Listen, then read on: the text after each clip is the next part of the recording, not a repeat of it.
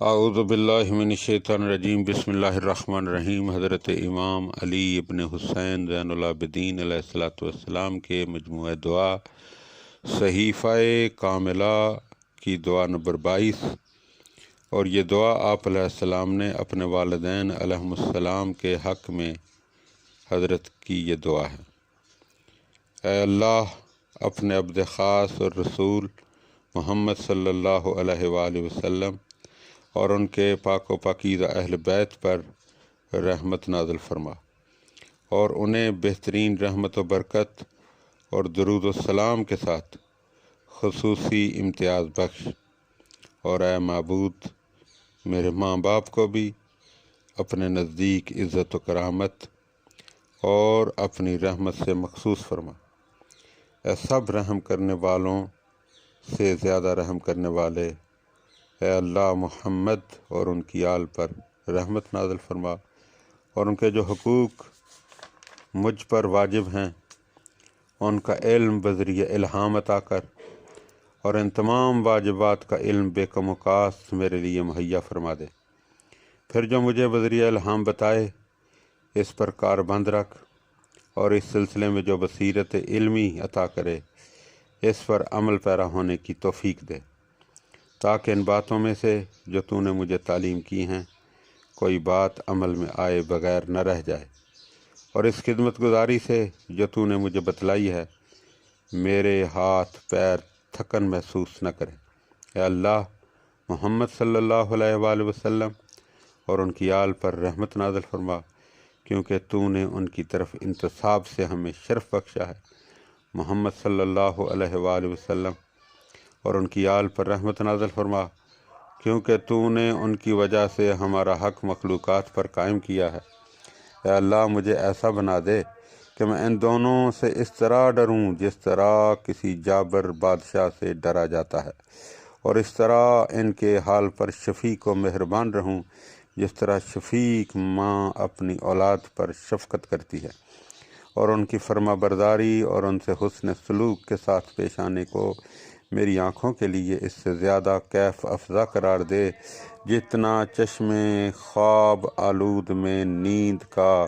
خمار، اور میرے قلب اور روح کے لیے اس سے بڑھ کر مسرت انگیز قرار دے جتنا پیاسے کے لیے جرعۂ آب، تاکہ میں اپنی خواہش پر ان کی خواہش کو ترجیح دوں، اور اپنی خوشی پر ان کی خوشی کو مقدم رکھوں، اور ان کے تھوڑے احسان کو بھی جو مجھ پر کریں زیادہ سمجھوں،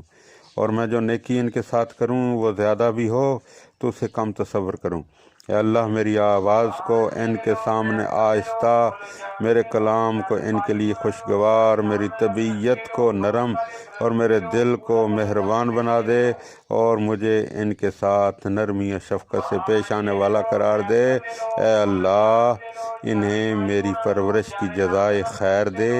اور میری حسن نگہداشت پر اجر و ثواب عطا کر، اور کم سنی میں میری خبر گیری کا انہیں صلہ دے۔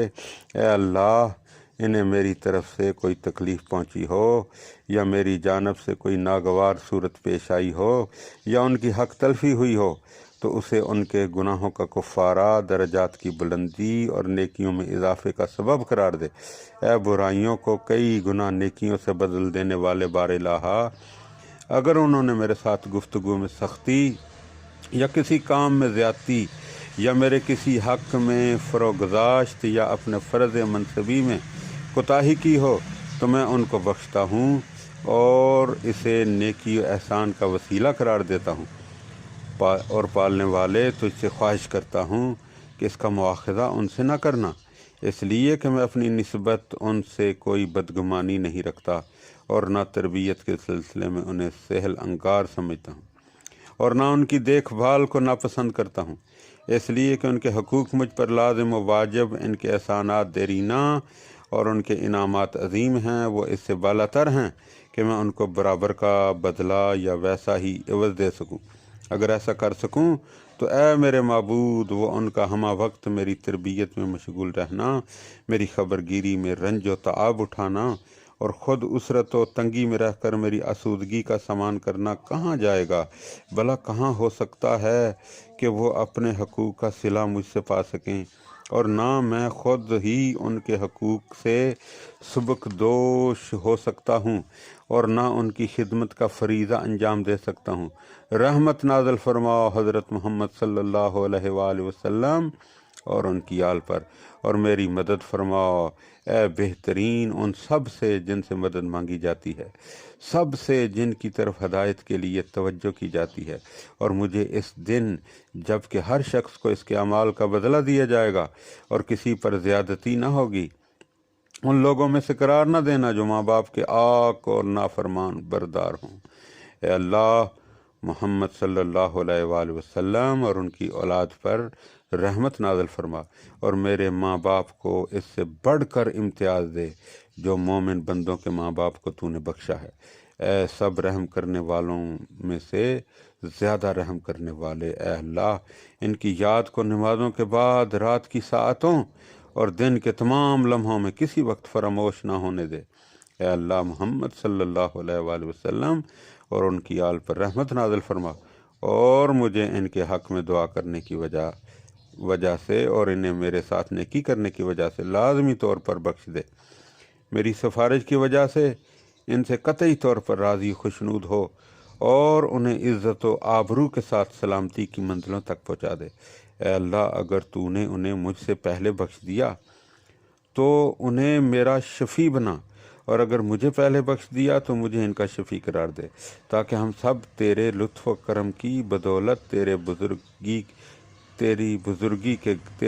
کے گھر اور بخشش و رحمت کی منزل میں ایک ساتھ جمع ہو سکیں۔ یقیناً تو بڑے فضل والا، قدیم احسان والا اور سب رحم کرنے والوں سے زیادہ رحم کرنے والا ہے۔ اللہم صلی علی محمد و آل محمد۔